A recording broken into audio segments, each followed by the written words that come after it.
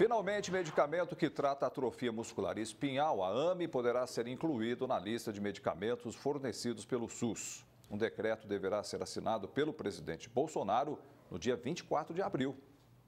Os pais do Joaquim estão esperançosos com a informação de que o medicamento Spinraza poderá ser distribuído pelo Sistema Único de Saúde. A gente fica muito feliz, com uma notícia dessa.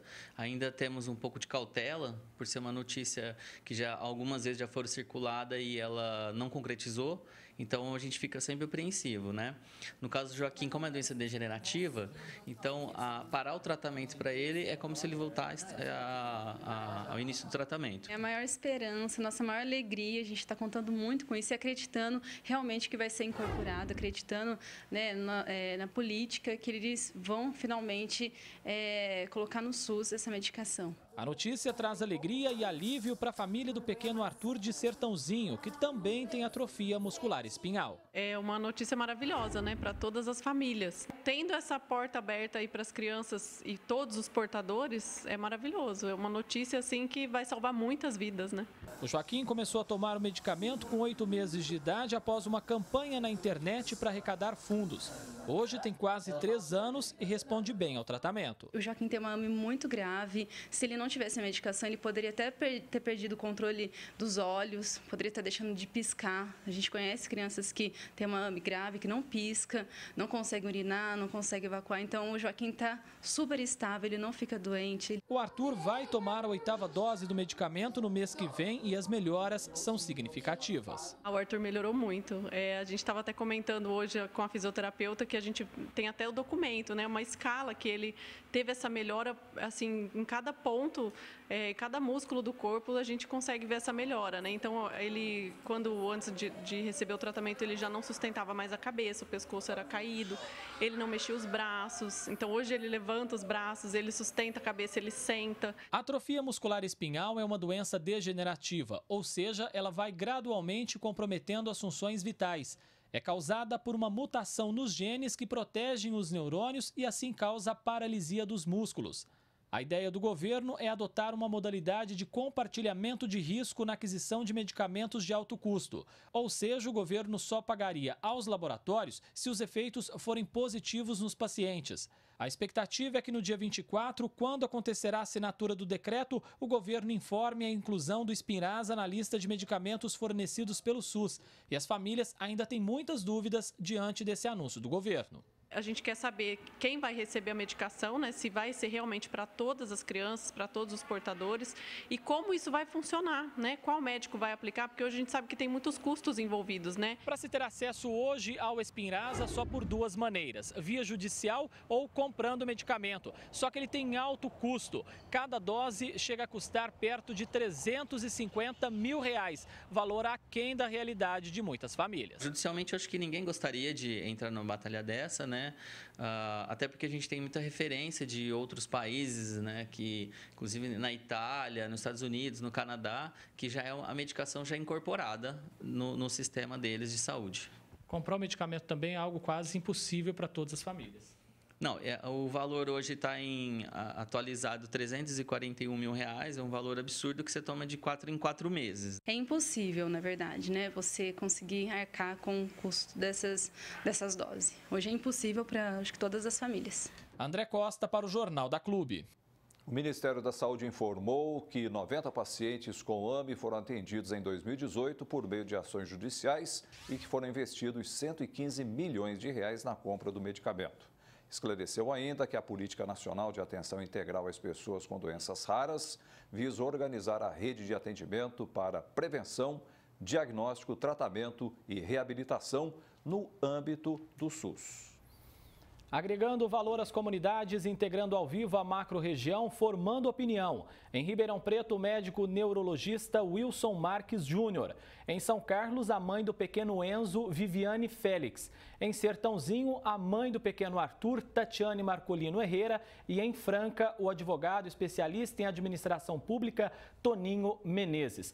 Aqui em Ribeirão Preto, então, eu começo com o médico neurologista Wilson Marques Júnior. Doutor, eu começo com duas perguntas. AME tem cura e como esse medicamento age melhorando, trazendo uma melhor qualidade de vida para esses pacientes? Boa tarde para o senhor. Bom, boa tarde para todos os ouvintes. A AME, ela não tem cura, né? É uma doença neurodegenerativa progressiva, no qual o neurônio motor que comanda a musculatura, os movimentos, ele vai morrendo e até hoje a gente não tem como impedir que isso ocorra.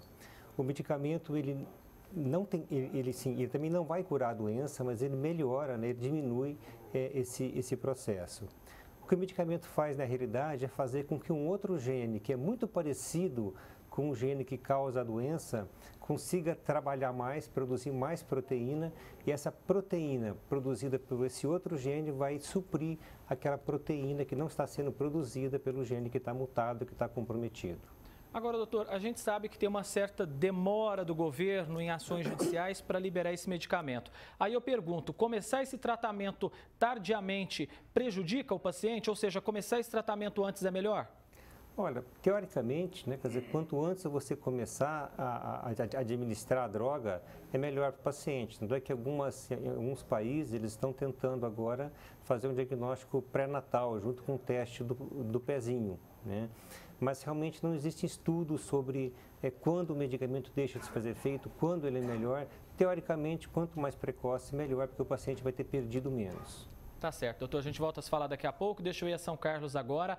Lá está a mãe do pequeno Enzo, de 2 aninhos, a Viviane Félix. Viviane, como você recebe a notícia de que o governo finalmente pode incluir esse medicamento, o Spinraza, na lista dos medicamentos fornecidos pelo SUS? Lembrando que é o único medicamento disponível para tratar a AME, que é a doença que acomete seu filho. Boa tarde para você. Boa tarde. Respirando. Acho que agora a gente volta a respirar. É aquela luz no fim do túnel que parecia que a gente não iria conseguir e agora é só felicidade. E para vocês, familiares desses pacientes, qual que é a maior dificuldade que vocês encontram quando vocês descobrem, então, que os filhos, enfim, os filhos, as filhas têm atrofia muscular espinhal? Qual que é a principal dificuldade na hora que descobre a doença? Acho que são médicos qualificados. Como é uma doença rara, poucos médicos conhecem e conhecem os riscos. Então, as infecções respiratórias são mais recorrentes, a perda motora às vezes acontece mais rápido ou demora um pouquinho mais. Então, profissionais qualificados, às vezes para atender eles numa urgência e emergência, é a nossa maior dificuldade. Além de outros médicos também que conheçam bem a doença, que saibam como tratar ela à medida que as complicações venham aparecendo. Como está o Enzo hoje? Ele está bem? Ele já está fazendo uso do medicamento? Infelizmente, ainda não. Ele está com 2 anos e 2 meses, ele não engatinha mais, ele só se arrasta e está tendo muito problema com infecções respiratórias. Já teve várias pneumonias, bronquites, sinusites graves, que acabam acometendo, né? E utilizando muita medicação. É realmente uma situação muito complicada, né, mãe? Vamos esperar realmente que esse projeto do governo saia do papel. Deixa eu ir agora a Sertãozinho. Lá está a mãe do garoto Arthur, que tem 4 anos, é a Tatiane Marcolino Herrera. Tatiane, eu conversei com você essa semana, né, fechando essa reportagem. Você disse que ainda tinha poucas informações com relação a como esse decreto vai funcionar, essa medida. Algo ficou mais claro com o passar dos dias ou vocês ainda têm muitas dúvidas de como isso vai funcionar? Boa tarde para você. Boa tarde a todos. Ainda temos muitas dúvidas, né? Não foi esclarecido, né, para quem vai ser fornecida essa medicação, né? A gente sabe que eles têm algumas seleções de quem vai receber, né? Alguns critérios, quem vai receber pelo SUS. Então ainda não foi nos informado como vai ser essa distribuição. E também os métodos, né? Como a gente vai fazer para ter acesso à medicação, né? Que a gente sabe que o armazenamento da medicação é muito é muito criterioso, né? Tem a temperatura, é aplicado em centro cirúrgico. Então, a gente quer saber como também vai ser essa distribuição, para quem vai ser, né? E quem vai prescrever, qual médico do SUS que a gente deve procurar, qual hospital que vai aplicar. A gente tem todas essas dúvidas aí que a gente acha que vai ser esclarecido aí após o dia 24, né? Eu acredito que o que vocês esperam é que ninguém fique fora dessa lista, né, Tatiana? Ou seja, que o governo consiga atender a totalidade dos pacientes que hoje têm atrofia muscular espinhal. Sim, essa é a nossa luta, para que todos recebam, né? Porque todos merecem a chance de receber o tratamento e ter uma qualidade de vida bem melhor. Tatiana, quando na realidade vocês descobriram que o Arthur tinha AME, bateu um desespero, como é que foi? Sim, né? Quando a gente tem o diagnóstico, hoje em dia as informações são bem desencontradas, né, na internet, a gente acaba procurando outras referências e acaba se assustando com o que vê, né? E bate um desespero, sim, principalmente na época que ainda não tinha o medicamento liberado, né? Nós ficamos 1 ano com o diagnóstico sem ter a liberação do medicamento. E depois mais 1 ano fazendo campanha para conseguir comprar a medicação, né? Visto que a gente estava com ação judicial, mas não tinha sido cumprida. Então, esse desespero eu acredito que é para todas as famílias, né? Não é fácil você chegar na frente do médico e ouvir isso e saber que tem a expectativa de vida, né? Que é pequena, né? De 2 anos. Então, é muito dolorido, sim. Sem dúvida alguma. Deixa eu ir à Franca agora, lá está o advogado especialista em administração pública, Toninho Menezes. Toninho, é uma medida extremamente importante, bom a gente destacar isso, uma boa medida do governo, só que é importante que saia do papel, né? Boa tarde, Toninho, prazer receber você aqui. Boa tarde a todos, boa tarde, André. O prazer é todo meu. Na realidade, nós ficamos satisfeitos porque o governo está enfrentando a situação, o que não ocorria anteriormente. Pelo menos já que se inicia com o AME e nós acreditamos que vai ser o passo inicial de uma série que vem por aí afora. Após a publicação da portaria, a assinatura da portaria no próximo dia 24, com certeza haverá uma regulamentação a respeito e isso tudo vem no sentido de se amenizar o sofrimento e a dor das famílias que passam por essa situação. É isso que nós entendemos. A Constituição Federal diz que é um dever do Estado e um direito do cidadão à saúde. Então, dentro dessa linha, nós temos que constantemente buscar essa conquista e que, nesse momento, é muito importante para toda a sociedade, porque é o passo inicial de um governo que se inicia e que, efetivamente, vem dando esse respaldo. A questão da busca na justiça de medicamentos, essa demanda enorme, com certeza vai ser amenizada nessa área e, em sentido do outro lado, nós vamos ter uma melhora, como bem disse o doutor, não vai haver a cura, mas uma melhora no sintoma, na doença, nessa progressividade dela. O grande problema nosso que nós vemos aí na questão da busca da saúde na justiça é que existe por trás disso uma indústria que foi formada em relação a tudo isso. Os laboratórios têm um ganho, nós precisamos analisar isso, está sendo feito no governo Bolsonaro, nós temos conhecimento, que está sendo analisado a lucratividade. Nós sabemos de todo o investimento que é feito na busca de um medicamento, são anos e anos de pesquisas. Porém, esse lucro abusivo e algumas outras situações tem que ser amortizado durante a vigência dessa patente, desse medicamento. E nós temos algumas ferramentas que poderão ser utilizadas no futuro, que é muito drástica, ditas ditatoriais, mas uma delas seria a quebra da patente quando se faz necessário em busca do interesse social, do bem-estar da população, André. Exatamente, até porque custa muito caro esse medicamento, né? R$350 mil a dose. Deixa eu ir a Ribeirão Preto, aqui está o médico neurologista Wilson Marques. Doutor, a ideia do governo, então, é fazer um teste, né, um programa aí de modelo compartilhado de risco. Se funcionar, o governo paga. Se não funcionar, o laboratório arca com esse custo. Só que a pergunta é, nós temos 4 tipos de AME. Na experiência do senhor, na vivência acadêmica, a gente pode dizer que esse medicamento é eficaz nos 4 tipos da doença? Olha, os estudos recentes têm demonstrado que, mesmo na AME do adulto, o remédio ele é bom, ele é efetivo, né? Então, em princípio também, todas as pessoas que têm AME com a mutação nesse gene que chama SMN, deveriam ter acesso à medicação, porque ele tem expectativa de uma melhora significativa. quais critérios o senhor acredita que o governo deve usar, então, para incluir uma pessoa, para autorizar essa pessoa a fazer o uso do medicamento? Quais critérios o governo poderia usar, então, doutor, na opinião do senhor? Na realidade, não existe nenhum estudo ainda bem feito dizendo a partir de que momento o medicamento vai deixar de fazer efeito. Esse é um grande problema, né? A gente sabe que aquelas pessoas, crianças ou adultos, que têm função muscular, eles, teoricamente, eles vão se beneficiar do estudo. A grande dúvida é daqueles pacientes que estão muito graves, né?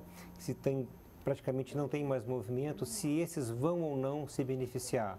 Então, eu acredito que os critérios que vão ser propostos vão tentar levar em consideração esses detalhes, mas a gente realmente não tem nenhuma informação de como eles estão sendo elaborados. O senhor acha que seria válido essas pessoas, mesmo aquelas mais acometidas pela doença, também terem acesso ao medicamento, doutor? Olha, eu acho que a gente vai ter estudos, né? Quer dizer, já que existem dúvidas, talvez o governo pudesse patrocinar esses estudos, um pequeno número de pacientes seria suficiente para a gente depois ter certeza se eles devem ou não tomar a medicação. Porque é muito importante que a gente tenha consciência de que, como o remédio é muito caro, né, que a gente tem que aplicar esse remédio, ter uma expectativa de melhora significativa, né?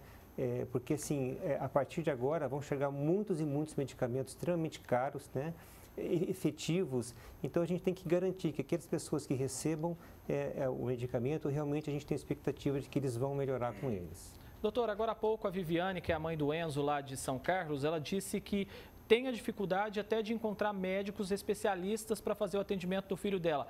O senhor, enquanto médico, também percebe isso? A medicina, ainda faltam profissionais para atender essas pessoas com atrofia muscular espinhal? Olha, o que falta na realidade é uma organização do sistema público, né? E em todos os países no mundo onde a medicina é de alguma maneira controlada pelo Estado, existem centros de referência para segmento, para diagnóstico e segmento das doenças raras. Então, no Brasil, a gente tem um número significativo, né, pelo menos na região sudeste, né, na região sul, de centros capacitados para atender esses pacientes. O que precisa é montar um sistema no qual esses pacientes vão sendo encaminhados para esses centros de referência, onde eles possam ser bem atendidos. Tá certo. Vamos até São Carlos, lá está a mãe do pequeno Enzo, é a Viviane Raquel Félix Santos. Viviane, eu sei que você é fisioterapeuta, teve que abrir mão da sua função para ajudar a cuidar do Enzo. E o que você percebe? Falta indiferença do governo? Precisava do governo olhar com mais emoção? Eu acho que é isso, é olhar com mais emoção o que está acontecendo na vida dessas famílias? Eu acho que o governo precisava olhar com mais carinho, né? Porque você tem um filho hoje, sabendo que a qualquer momento ele vai perdendo os movimentos e depois ele vai ficar preso dentro do próprio corpo, porque a AME é isso. A criança intelectualmente ou adulto, ele fica bem, ele tem tudo, ele aprende as coisas. E ficar preso dentro do corpo, sem conseguir mexer, sem conseguir falar o que está sentindo. Então, é uma sensação péssima, tanto para os pais e como para as crianças também. Por que não ando? Por que eu não consigo mexer o dedo? Eu acho que é mais essa relação, sabe? O governo precisa olhar para a gente e entender que nós estamos muito abandonados nesse sentido. É como o doutor falou, a gente precisa de um centro. Eu preciso saber para onde ir, eu preciso saber a quem procurar. E por enquanto vocês estão sem rumos, né? Agora, deixa eu perguntar para você, Viviane, a gente sabe que às vezes é difícil a comunicação, né? As crianças não conversam, não falam.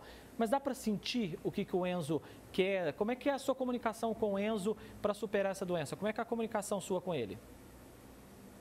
Graças a Deus, o Enzo tem o tipo 2, que acomete um pouco depois. Hoje ele fala, ele não anda, ele não consegue defecar com facilidade, precisa de medicações para tudo isso, mas você vê como ele aprende fácil as coisas. Ele não consegue andar, mas ele fala o que ele quer. Mas você ficar olhando e saber que ele vai perder aquilo é muito desesperador. Eu acho que é isso que todos os pais sentem, é desespero na hora que você vê que hoje ele consegue fazer um movimento e amanhã ele não faz mais. E corre o risco de perder até a parte ocular, como a outra mãe falou. Isso vai até correndo de perder até a parte ocular, seu filho não conseguir se expressar, parar de falar. É realmente muito desesperador e por isso a gente torce para que essa medida do governo seja colocada em prática o quanto antes. Deixa eu ir a Sertãozinho, lá está a mãe do Arthur, a Tatiane Marcolino Herrera. Tatiane, vocês assim que descobriram a doença do Arthur, começaram ali campanhas na internet, conseguiram arrecadar um certo valor para comprar as primeiras doses do medicamento, até porque a justiça muitas vezes é morosa, demora demais. Como vocês enxergam, veem isso, das pessoas se dispondo a ajudar? A solidariedade fala muito alto nessas horas, né? Nós, na verdade, quando tivemos o diagnóstico do Arthur, foi em janeiro de 2016, né? A medicação ainda não era liberada pelo órgão dos Estados Unidos, então a gente não tinha muito o que fazer, né? Ela foi liberada em dezembro. Então a gente ficou aí quase um ano nessa angústia de ver o Arthur perdendo os movimentos e não ter nada para fazer, né? Então, logo que a gente teve a notícia que a medicação havia sido aprovada, liberada lá nos Estados Unidos, nós começamos a campanha juntamente com a ação que a gente entrou pedindo para a União, né? O que saiu primeiro foi o valor que a gente conseguiu arrecadar em 10 meses, mais ou menos, para comprar as 4 primeiras doses.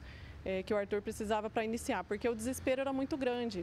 E as pessoas que abraçaram a causa junto com a gente sentiam isso também. Cada evento que a gente ia, levava o Arthur, ele ia perdendo, né? Então perdia o movimento dos braços, não sentava mais, ele também engatinhava, depois nem conseguia mais se sentar. Então é uma angústia muito grande e eu conto, assim, eu falo que esse período que a gente ficou em campanha foi uma bênção, né? Essa solidariedade, a gente se sentia abraçado, não se sentia sozinho, né? Então, foi graças à ajuda de todo mundo que a gente conseguiu iniciar o tratamento do Arthur a tempo dele não ter perdido mais movimentos. Então, hoje ele se recupera talvez até mais porque ele começou o tratamento logo, né? Graças à ajuda de todos. Ainda bem, né? Deixa eu ir à Franca agora, lá está o advogado especialista em administração pública, Toninho Menezes. Toninho, a gente acabou de ouvir a Tatiane, mãe do pequeno Arthur aí de Sertãozinho, e olha a história do Arthur. Eles entraram na justiça e a primeira resposta de uma juíza foi negando o acesso ao medicamento, segundo ela, porque o custo do medicamento, perto de R$350 mil a dose, comprometeria as contas do governo. Como é para um paciente receber uma resposta como essa? Muito sofrida, não, Toninho? Com certeza.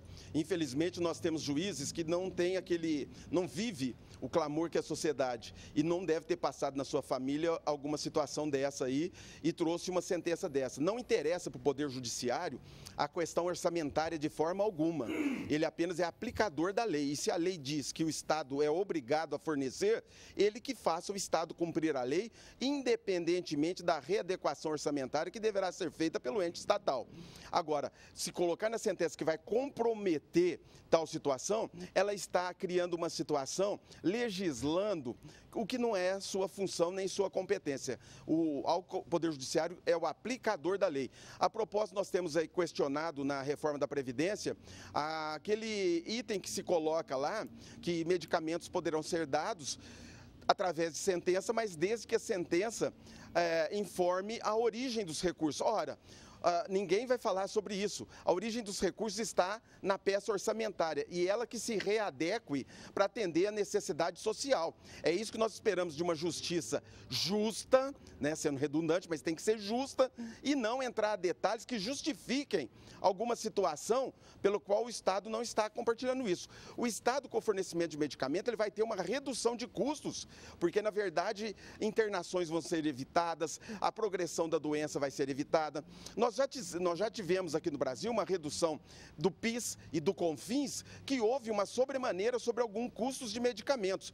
E o Estado tem que ser um pouco mais duro e severo nessa negociação, principalmente aí agora na gestão compartilhada, que vai dar responsabilidade ao Estado, ao paciente e ao laboratório. Então, nesse tipo aí, uma regulamentação muito adequada para que isso não se torne uma situação difícil, como a mãe disse, de ser alcançada. Todos têm que ter, por isonomia, o acesso a tal medicamentos. Exatamente. Integraram a macro-região na edição deste sábado do Jornal da Clube. Em Ribeirão Preto, o médico neurologista Wilson Marques Júnior. Em São Carlos, a mãe do pequeno Enzo, Viviane Félix. Em Sertãozinho, a mãe do Arthur, Tatiane Marcolino Herrera. E em Franca, advogado especialista em administração pública, Toninho Menezes. Muito obrigado a todos vocês pela presença. Ao meu lado está Vicente Golfeto. Golfeto, diante de tudo que nós ouvimos aqui, fica claro, a única esperança dessas famílias está na liberação desse medicamento aí pelo SUS, né? Exatamente. Esperança, substantivo do verbo esperançar. Espera é que é o substantivo do verbo esperar. E eles estão esperando há muito tempo. Então é do verbo esperançar. E essa realmente começa a aparecer no inconsciente coletivo, porque nós chegamos a perceber que a informação acabou passando a realidade para um fato importante.